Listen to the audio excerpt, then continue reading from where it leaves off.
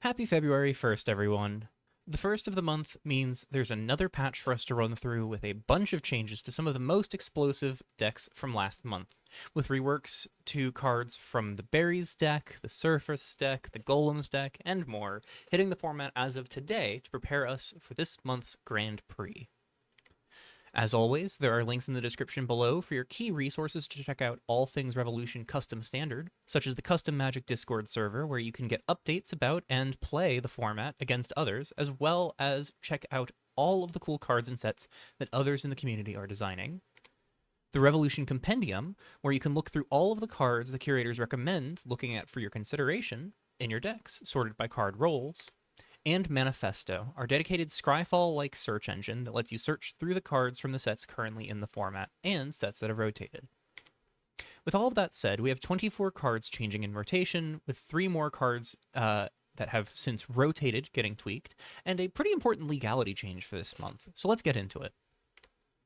Starting with the elephant in the room, for the second time in Revolution's history, a card has been banned rather than being rebalanced. General Diadem Usurper has had eyes on it for its combo with the Berry Master to instantly create an infinite number of 3/3 black Cyborg Knight tokens. While this combo saw little play last month, and the Berry Master is receiving a change that we'll get to shortly, the curators wanted to preempt any further concerns about Diadem. However, with the turn of the month rapidly approaching, they were unable to settle on an appropriate rework for Diadem, and so have temporarily banned her from play. The curators have communicated that it's safe to expect an unban and rework heading into March, so we'll be able to play her soon enough, but for this month, there shall be no usurping. Banning aside, the biggest hits in the patch are, unsurprisingly, to berries. The two big names of the game here are curbing the sacrifice outlets that abuse berry generation, and cutting back the rate at which these decks are able to generate berries in the first place. On the sack outlet side of things, Berry Fermenter has received a sizable hit to its viability, with its static shifted to instead be 2 innate activated abilities on the creature itself. The life gain ability requiring you to pay 2 mana and sacrifice a berry to the Fermenter, while the mana ability just requires you to tap the Fermenter to make mana. I think this is a huge blow to its potential for competitive play. I'd been talking up my excitement to try a version of this that was using an activated ability in a contest coordinator shell, but I think ultimately, especially with some of the other changes, Berry Fermenter is likely to be absent in future builds of berries. Scrapweight also received a hit to its viability by no longer being able to sacrifice multiple artifacts at once, instead of, as it now is limited to a sorcery speed activation. This is more impactful than limiting it to being activated once a turn, because it is prohibited from being activated on your opponent's turn if you want to play the scrap weight and wait to see if your opponent has anything that they want to do. Try and get as much information as you want out of the scrap weight. But I think those play patterns, those sequences are going to be very uncommon with the old version of scrap weight anyways, so the difference is largely negligible. The biggest hit here really isn't to scrap weight itself, but to Smiling Sludge. Between Diadem being banned, Berry Fermenter being hit hard, and scrap weight being limited to a single sacrifice, I think using Smiling Sludge and burning a bunch of berries is probably no longer a viable avenue. That all being said, I think Scrapweight and Smiling Sludge are still likely to have homes. Scrapweight is still a viable hit off of A Journey Begins and Contest Coordinator, and it's able to quite efficiently pick off most creatures. And if any other mass sacrifice deck leaning on things like, say, the decaying minion tokens from Cliques of Nylund arises, it'll appreciate having Smiling Sludge around as a payoff. Last for the sacrifice outlet hits is the Berry Master, but notably, that's the only facet of this card receiving changes. The curators have noted that they have their eyes on its replacement effect that adds berries onto every token generation, but for now the only part that's changing is that its activated ability is now limited to sorcery speed only. This removes some of the combat complexity from the card and makes board states with it around easier to parse. I think this is a decent knock to its ability to, take over games, but I think so is every other change to the Berry deck, so I think it's being hurt more than it looks. That all being said, Extraction Ritual made it through to February unscathed, and its interaction with the Berry Master has as well, so there may still be a way to put the Berry Master to work. Moving on to limiting the propagation of berry tokens, Bloombrute is losing its haste due to its role in exacerbating the play-draw difference of some matchups, though it is gaining the kangaroo creature type in the process as a slight buff aimed primarily at Solidarity decks.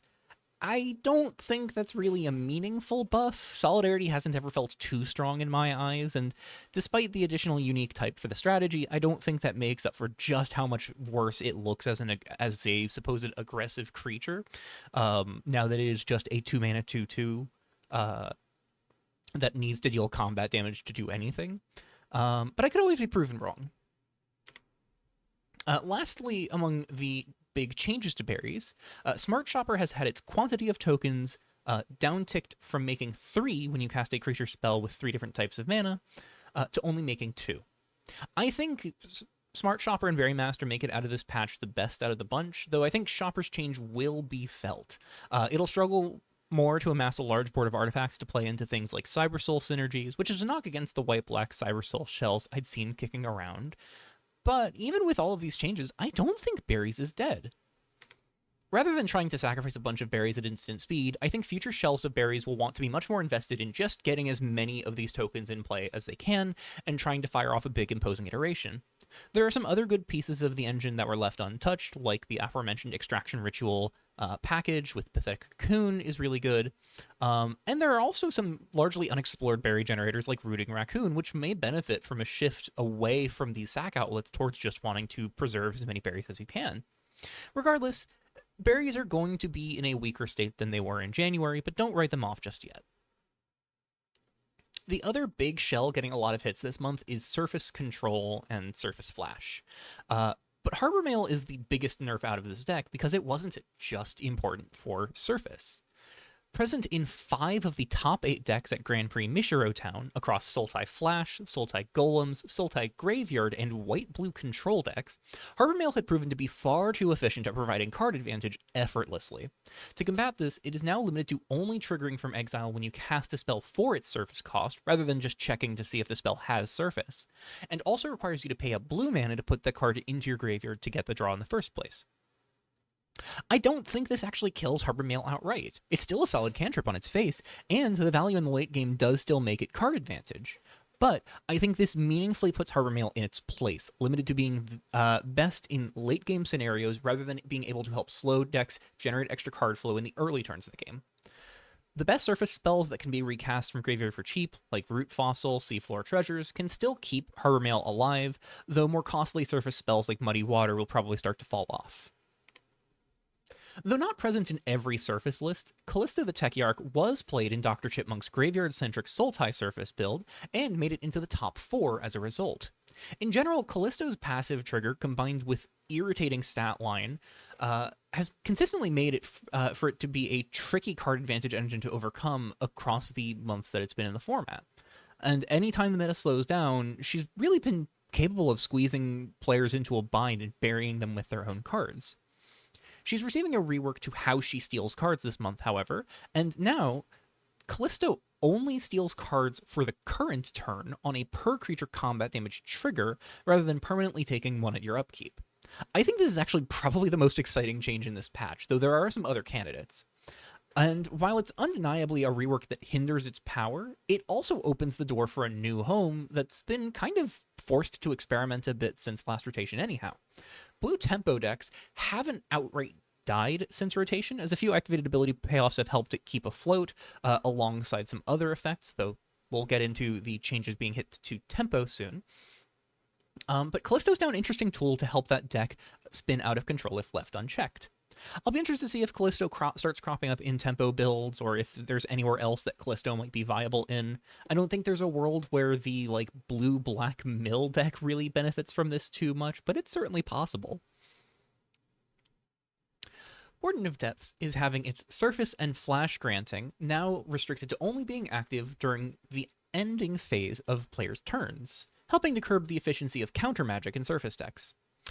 Previously, players were forced to play around in-graveyard counterspells like Omen of Deception for fear of their opponent's Warden of Depths just enabling the control player to just counter whatever they wanted without expending cards from hand. and could even do so for free with the cost reduction on Warden of Depths for something like an Omen of Deception. While Warden can still allow you to free cast an Omen from your hand during your opponent's turn, the ability to cast spells from your graveyard at all times just proved far too overwhelming, as evidenced by this card's dominance at the GP.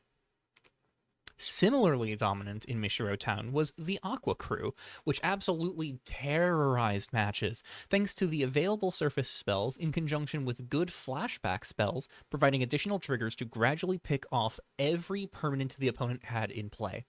This was so game-changing that we even saw it come up in the finals match of Grand Prix Mishiro Town, with Aqua Crew being able to convert basic lands into islands to take decks off of critical mana sources and shut the door for the opponent. Now, its trigger is limited to only occurring once a turn, and can only target non-land permanents to avoid the mana lock situations that Aqua Crew previously enabled. I think this is still a very strong card, and it'll still pick off multiple permanents every turn cycle by being able to trigger on your turn and your opponent's, thanks to instants like All That Remains, but this is a nice hit to its most frustrated play patterns. Magma Council is also getting the restrictions that Aqua Crew is to keep the cards in line. I think Council is still a solid card as well, though trying to get multiple landfall triggers in a turn rotation is a tad more awkward, as one of the two fetches in the format, getting its land untapped, means you probably want to crack it on your turn. This is a boon for redeveloped Cityscape, though, as it largely isn't feeling this change as much. You already want to activate Cityscape on your opponent's turn, typically, since the land you get off of it is tapped anyhow.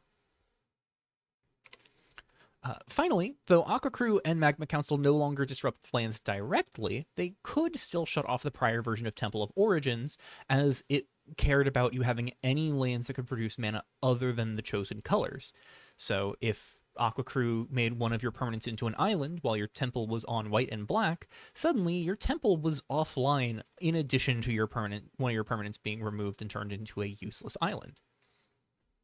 Now, its mana ability has been reworked to just produce one mana of one of the chosen colors, and make mana of colors you didn't choose forcibly convert to colorless. This will always overwrite mana of other colors, including mana from the coalesced lands, but you'll never be able to bend things the other way and use the Temple's colorless mana for coalesced lands, per a rules clarification I've received from Cajun and the Curators. Still, this is a nice improvement to Temple's viability. Just be really cautious if you steal this from your opponent with something like Callisto, as it's far more devastating to whoever controls it if you're not built to utilize it correctly. Now, I mentioned that Tempo was still alive and kicking, and that's thanks in part to two sets of powerful interactions we had in this past month. The former was between activated ability synergy cards, mainly Feeblefish, but also occasionally Seal Shoals, alongside Destructive Interference being activated for 0 repeatedly. This was a known interaction going into January that many thought would be pushed out of the format before rotation, but we actually got a month to play with it.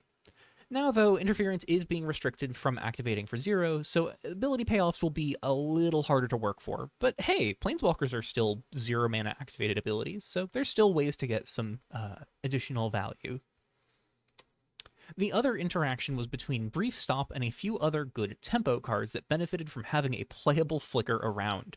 The best of these was Ocular Insight, the blessing on the back of Oracle of Zakros, which had a decent floor of providing a surveil and draw card each time the enchanted creature was dealing comp damage, and had the crazy ceiling of being flickered to immediately put Oracle of Zakros into play, a 3/5 vigilant body that blesses a creature whenever you attack, even if it doesn't or can't.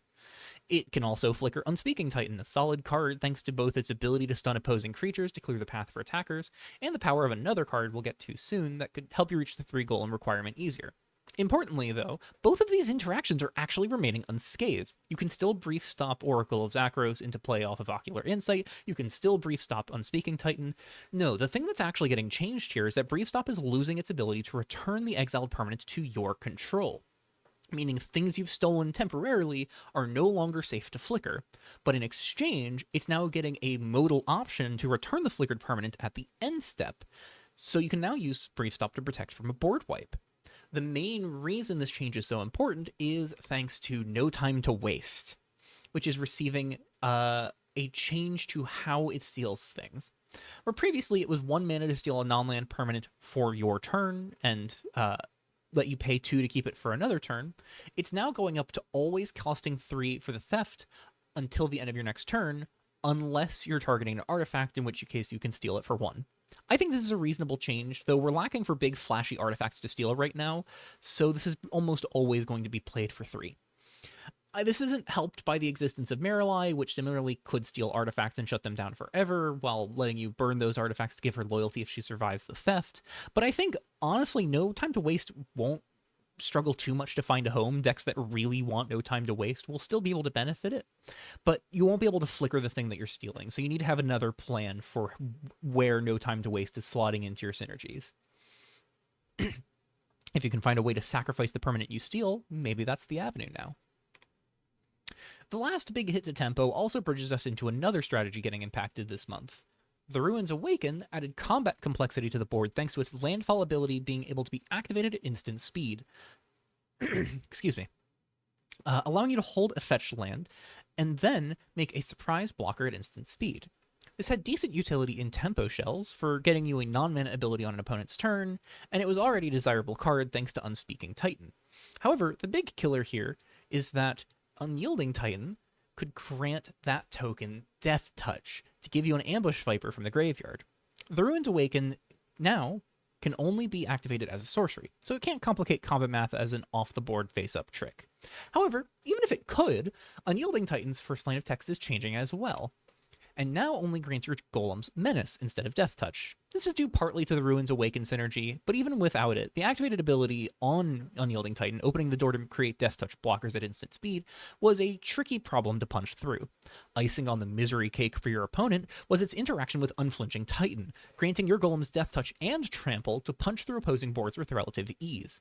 The Menace change quells a lot of these issues while still helping your creatures get in, and if anything, this might help your swarm of golem tokens get through more reliably as blocking becomes a little bit harder. I think the Titans are still solid, and while these two changes to golems hurt the package, I think golems are still in a relatively good spot. For everybody eager to hear that Orbinoid was succeeding last month, I have some grim news to share. Everyone's favorite janky mana dork is no more.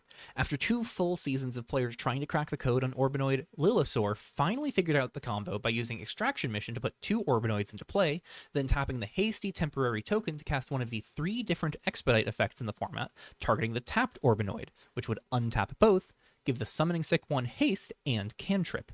From there, every cantrip was mana neutral, and was not mana neutral, it was mana positive, and the deck could relatively cleanly pull a win together with a strong mana engine and solid card filtering. Though Lih narrowly missed out on the top 8, the deck was capable of reliably posting turn 3 wins and proved difficult to disrupt with sideboard hate. As a result, the deck's core 3 cards are all getting changed, and Orbinoid's change is also impacting 2 other commons in Cyberos that are both shifting in effect to accommodate the Orbinoid rework. Now, our beloved ball is just getting a temporary stat boost and trample when you cast an instant or sorcery. It is a shadow of its Orber self. I am so sorry for that pun. I wrote it at 3 in the morning, and I'm leaving it in. Extraction Mission is also getting another hit. As Orbinoid was merely the latest card to strain its power. Now, Mission is going from 2 and a black to always bring back something with mana value 3 or less to costing X and a black, hitting something with mana value X or less. This is a lot more flexible on the surface and allows you to get more creative on brewing Mission decks, and including higher cost creatures like Inner Ring's Pupil that you couldn't previously bring back. However, Mission will almost always lose some of its mana efficiency compared to where it was previously. Getting back a 3 mana creature now costs 4, spending 3 only gets you back a 2 mana creature, and so on. The only more efficient line that you can take compared to previous months is bringing back a 1 mana creature, as that can now only cost you 2 mana to get it back with Extraction Mission, but I can't say that's the most exciting use of this card. The hard restriction of mana value 3 or less being lifted does, again, really help its flexibility, but time will tell if that broadened flexibility actually helps this continue to see play. Brass Oracle is receiving the softest change of the big 3 cards in Orbinoid combo, as while the Oracle's main role in the deck was to kill the opponent thanks to all of the Expedites being instants that could scale it up fast before a single Industrialize or other sorcery could allow you to shoot the opponent several times, the more troublesome factor here was just that it could also be problematic just sitting on the board picking off opposing creatures. Now, its Sorcery Clause is moving from shooting any target to only hitting an opponent, and it's actually getting a permanent stat boost up from 1-1 to 2-2 to accommodate its restricted board interaction mode. Ozon Wood Merc is the first of the two Cyberos commons impacted by the Urbanoid change, but I honestly, this might be the best. To my knowledge, Merc wasn't really previously played, though admittedly, I could see a world where the 2-mana 2/1 that draws a card when it dies could have been playable. Now, however, it's actually an interestingly appealing option for something like Mono Green or another green-based Stompy deck, where an early creature that can still get aggressive while providing mana could be beneficial. This is a boon for Amity creatures especially, like the similarly aggressive Mana Dork Sunsoaker, as we now theoretically have two different creatures that can turn sideways while still providing you mana for your turn. The only awkward thing there is that the timing for them yielding mana is slightly offset, so it's hard to use their mana collectively on one spell, but that's a low cost for the utility that Merc provides. I'm not sure the stat line's going to carry this added utility, but if there's a chance, Merc could maybe start popping up in lists. The other Cyberos common changed here is Endangered Psynock, and I don't anticipate this one being as important. Urbanoid has gained the repeated stat scaling it used to have, so the Psynock simply just distributes a +1/+1 counter when it dies. This isn't really a big loss for the activated ability synergies, as this card wasn't really all that played or tested in activated ability decks, and the payoffs are centered in other colors. And this isn't really a gain for the counter decks either, as it's fighting with Zeno for the 3-drop slot, and Zeno wins that fight every day of the week. That being said, this is still a neat, decently statted creature, but probably just a limited-only card. We are almost done with the main cards for the patch, and while we do have a few Eternal changes to talk about, we do get to end our in-rotation discussion with a couple exciting buffs. The first of these is Gubernatorial Fundraiser, which is moving from making a tapped treasure when it dies to making an untapped treasure whenever you spend 3 or more colors of mana on a spell. Notably, this doesn't look at types like Smart Shopper, so colorless mana can't cheat this condition in 2-color decks, but that's fine, as Gubernatorial is a great boon for 3-color strategies. The big thing this feels aimed at is helping sustainable investments have a resurgence, as it fell off after the balance patch in October of last year, and this is a definite gain there. Gubernatorial on turn 2 into tapping 3 lands for 3 different colors of mana for investments the following turn now yields 2 treasures, which can both be tapped and preserved to immediately run out a second Gubernatorial Fundraiser. The condition is tricky enough that while comboing may be possible with multiples, it'd be very hard. Theoretically, you can go mana neutral on 3 mana cantrips, but that requires you to have 3 copies of Gubernatorial Fundraiser in play, or 4 to go mana positive. I don't think it's going to be a very good combo card, though it definitely has that option open to it. But even played fairly, I think this card is very strong, and I'm excited to see how it plays. And I think it's a net benefit for the format. I hope it's a net benefit for the format. I like this card. Also getting an improvement is Planned Obsolescence, which is now losing its ability to hit enchantments in exchange for always checking your board's mana values, rather than just checking things as they enter. Urban Explorer and Yaji are always looking for 1-mana removal spells that are permanents, and Obsolescence is a much more exciting candidate now that it isn't reliant on having something big come down after it. And it also looks more appealing for control decks that want to jam planeswalkers like Shang Fa, whom not only help Obsolescence remove anything with mana value 5 or less, but can also use their second ability to get the aura back at the end of your next turn, allowing Shang Fa to essentially become a repeatable removal effect for its 0 ability. Also important to note with Urban Explorer is that because the Explorer doesn't target a permanent card in your graveyard, you can actually have the Explorer enter, triggering the Planned Obsolescence to remove a 2-drop, and then immediately pick the Planned Obsolescence back up if you stack the Obsolescence trigger to resolve before Urban Explorer. So, get tricky out there. Our final change for the current rotation is mostly aimed at Eternal, not the current format. Opalai Caretaker was our best enabler for Persist combo in Eternal back in December, but is now being changed to only put counters on things when it enters rather than when other things enter without being cast. Two things to note here, though, are that it now wanders for 2 mana instead of 3, which helps a lot since it wants to be recast multiple times to utilize its enter trigger, and it could even just be more reliably aggressive by being a way to spend 2 mana on your second turn to upgrade it if you have no other plays. But more notably, this has shed its non-token clause, meaning Caretaker can now put counters on all of your tokens that you create on any given turn. I think this is actually poised to help improve the viability of red-white tokens as a turn 1 play that has late-game value by buffing up the tokens you make each turn. And this can even help push Amp It Up payoffs like Beatweaver back into the meta thanks to it being so cheap to repeatedly cast. Amusingly enough, though it's being nerfed to keep Eternal in check, this might actually just make it more playable in the current rotation. Now, of course, as mentioned, the main reason Opalite Caretaker is being changed is due to the heavy fears of Persist's dominance in December's Eternal GP. Though the deck's power was debated and divisive, and only 2 players brought it to the GP, Dr. Chipmunk was able to pilot the deck to a top 4 finish in December, even as the only player in the semifinals to have had a quarterfinals opponent in that 5-player top cut. While Caretaker is being hit to take away the deck's most efficient counter-granting card that could help negate the downside of Persist creatures, the deck is also receiving a nerf to its best sacrifice outlet, as Seductive Gorgon is gaining a mana to its cost and a toughness, as well as having Scry stapled onto its sacrifice ability. It's still the best sacrifice outlet the deck has, but now Persist is stuck with Rejuvenating Drone as its most efficient Persist enabler, which is made worse when blue is a fairly awkward color for the deck to use. And it also hurts the deck's reliance on the format's collected company variants, as many of them are limited to total mana value and will now struggle to put multiple pieces out of the combo out into play consistently. I think Persist could still survive in the next Eternal format, but it's likely to have any future gains monitored carefully by the curators to ensure it doesn't creep back up too high above the crowd. And even then, I am not too optimistic about Persist being as good as it was in December. Ne'er-do-wells is a simple change, just getting tweaked to accommodate the shift in Gorgon for limited purposes, but this is interesting as a 2-mana creature that puts a pair of 1/1 bodies into play now. I'm not sure how viable this would be in Eternal, as we do have more efficient ways of making 1/1 creatures in red, but maybe Pauper Eternal could play this? It's unlikely, but it's interesting. And then finally, a very small change here. Warden of Time from the original GQ set is gaining the Avatar type line to bring it in line with the Wardens from that set, as well as the new ones in GQ Chaos Reigns. And that wraps up our patch review for February 2025. We're now 1 month into the GQ Chaos Reigns format, and with so many shakeups, I can't wait to figure out what the best path forward will be.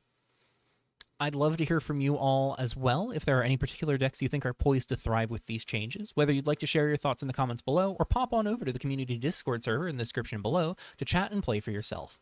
Take care, everyone, and I'll see you in the Revolution chat.